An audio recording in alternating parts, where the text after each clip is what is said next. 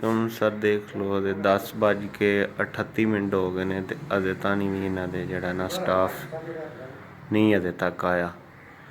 10:38 4 ਦਿਨ ਹੋ ਗਏ ਨੇ ਸਾਨੂੰ ਮੁਸਲਸਲ ਜਿਹੜਾ ਵੀ ਇੱਥੇ ਆਉਂਦੇ ਆ। ਦੇਖ ਲਓ ਸੀਟ ਖਾਲੀ। अस्सलामुअलैकुम सर जी, टाइम हो गया 11 बजे का टाइम हो गया अजे तक नहीं है। देख लो कि अजे तक इन्हों की सीट ते कोई बंदा नहीं बैठे आ। इंचार्ज साहब का रूम है। 11 बजे का टाइम हो गया अजे तक नहीं। वो घड़ी टाइम लगे ने मुसलसल नकल नहीं भी मिलती। टाइम देख लो सर की हो गया।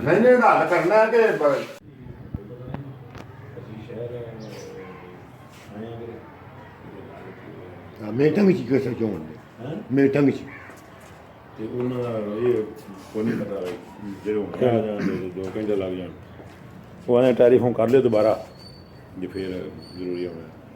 ਤੇਰੇ ਲੇਟ ਅੰਗਰਾਜ ਲਹਾਏ ਆਖਰੀ ਦਾ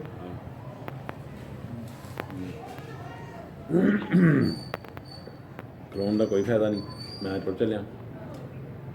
ਉਹ ਹਮ ਟੋਰੀ ਜਾਣਾ ਅਸੀਂ ਫਿਰ ਟੋਰੀ ਜਾਂਦੇ ਹਾਂ ਬਜ਼ੁਰਗੋ ਕੇ।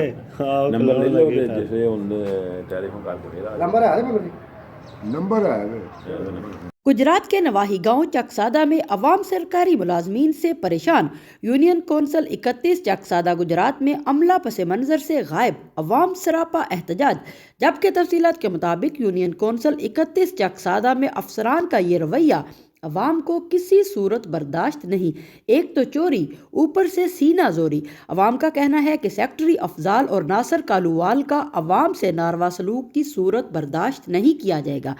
और डिप्टी कमिश्नर गुजरात और तमाम अहकाम बाला से गुजारिश है कि नज़दीक देहात के वर्कर्स को अपने इलाके से कहीं दूर तैनात किया जाए ताकि इनको इनकी जिम्मेदारियां ऐसा तरीके से अंजाम देने का सलीका आ सके।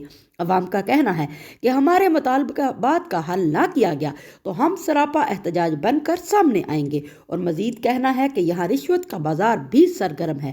लोगों से काम के इवज़ 2000 और 5000 रुपये का मुतालबा किया जाता है।